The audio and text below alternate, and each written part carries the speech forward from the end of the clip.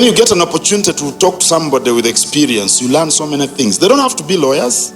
People from any other callings. There's so many things you learn from them. And let me tell you what I learned later in life. I tell this to young people and they're always scared. Mu Luganda baga nti akezimbira ekaba kato. Okukwata akasanke ogenda osooba. Let me say these things in English so that these guys from Muntungamo and Masaba can fully follow these things. Yeah? That proverb means that building your own house is good. And in most African traditions and systems, a man is appreciated when he has put up his house. And many of you, the ladies here, when you get married, I see one with a ring, I think she's married. I don't know that she's married, but I think she is. You are lucky to have gotten married that young. It's good to marry young. But they may be asking you, your parents, these are the common questions. When you tell them we are building, they're very happy, the parents. But I'll tell you this, be careful. When you are young, that's when you are active. That's when you generate wealth, really. That's when you lay the background for generating wealth. Now, you use your 400 million shillings to build a house, which is modest in today's, terms in Uganda because of building costs. 400 million will build a 3-bedroom house somewhere. I don't even know whether in Nigeria you can have your house at 400 million at a quarter of an acre plot. Because the quarter acre of a plot in Nigeria could be about 250 million, 300 million. Yeah. Then plus the cost of the house. You're going to 500, 600 million. When you are young, that's the money you need to carry out all these innovations that are in your head. It's all sunk in your house to please, what's your name, ma'am?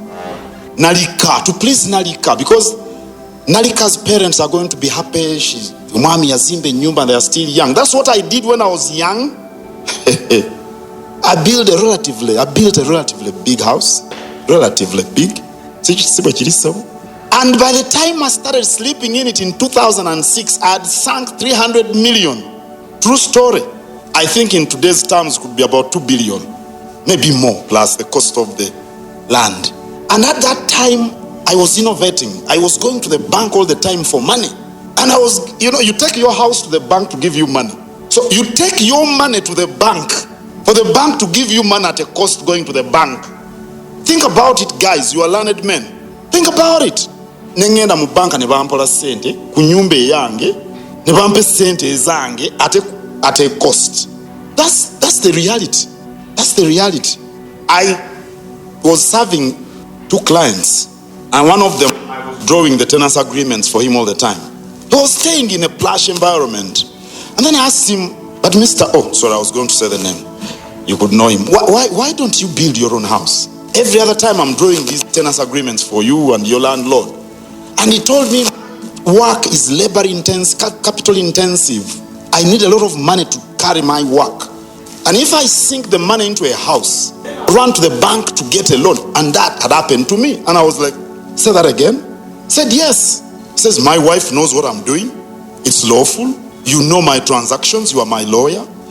I stay in this property which is in mine, but people don't even know it is not mine.